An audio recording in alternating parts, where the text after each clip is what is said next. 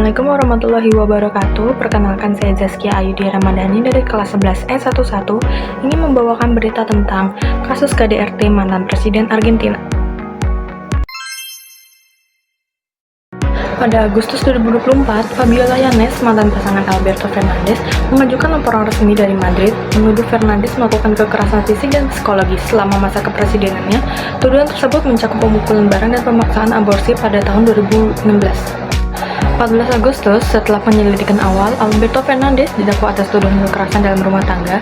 Pengadilan memperlakukan larangan baginya untuk menggunakan negara dan berkomunikasi langsung dengan Yanes selama proses hukum.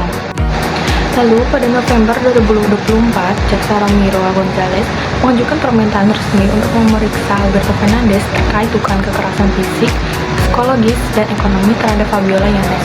Laporan setebal 160 halaman tersebut mencakup berbagai bukti termasuk kesaksian, foto, dan percakapan yang menggambarkan pola kekerasan dan konsisten sepanjang hubungan mereka, terutama selama masa kepresidenan Fernandez. Lalu, pada Februari kemarin, Hakim Julian Ercolini memutuskan untuk memproses Alberto Fernandez atas tuduhan kekerasan berbasis gender terhadap Yanes. Keputusan ini mencakup dakwaan atas cedera ringan yang berparah oleh kekerasan gender dengan 2 insiden spesifik, yaitu 1 pukulan dan 1 memar akibat cengkeraman kuat itu di lengan Yanes. Selain itu, hakim memberlakukan embargo sebesar 10 juta peso terhadap aset Fernandez dan mempertahankan perintah penahanan terhadap Yanes meskipun larangan berpergian ke luar negeri dicabut. Fernandez yang terus menjanggal semua tuduhan kini menghadapi persidangan dan kemungkinan hukuman penjara antara 3 hingga 18 tahun jika terbukti bersalah. Selanjutnya ada pihak yang terlibat, itu Alberto Fernandez, mantan Presiden Argentina yang menjabat dari 2019 hingga 2023. Lalu ada Yanes, pasangan dari Fernandez selama masa kepresidenannya dan ibu dari anak mereka yang berusia 2 tahun. Selanjutnya ada upaya penyelesaian, yaitu dalam proses hukum. Kasus ini sedang dalam penyelidikan oleh otoritas yudisial Argentina.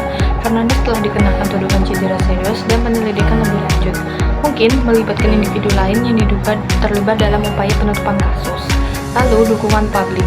Berbagai tokoh politik dan masyarakat sipil telah menyatakan solidaritas dengan Yanes, mengutuk segala bentuk kekerasan dalam rumah tangga. Selanjutnya ada analisis sosiologis. Yang pertama itu teori konflik sosial. Kasus ini dapat dianalisis melalui lensa teori konflik sosial yang menekankan ketegangan antara kelompok atau individu dengan kekuasaan yang tidak seimbang. Dalam konteks ini, dinamika kekuasaan dalam hubungan domestik dan posisi politik Fernandez memainkan peran penting dalam terjadinya kekerasan. Lalu ada norma gender dan kekuasaan. Budaya patriarki yang mengakar dapat memperkuat dominasi laki-laki dalam hubungan, memungkinkan terjadinya kekerasan terhadap perempuan. Selanjutnya ada jenis konflik. Yang pertama ada kekerasan dalam rumah tangga atau KDRT, merupakan bentuk kekerasan interpersonal yang terjadi dalam lingkup domestik, seringkali melibatkan kontrol dan dominasi oleh satu pihak terhadap pihak lainnya. Selanjutnya ada resolusi dan penyelesaian konflik. Yang pertama ada pendekatan hukum. Proses peradilan yang transparan dan adil sangat penting dalam memastikan keadilan bagi korban dan akuntabilitas bagi pelaku.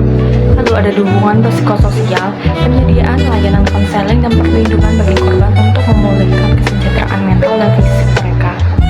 Selanjutnya ada pendidikan dan kesadaran, kampanye publik untuk mengubah norma sosial yang mendukung kekerasan berbasis gender dan mempromosikan kesetaraan gender. Cukup sekian berita yang dapat saya sampaikan.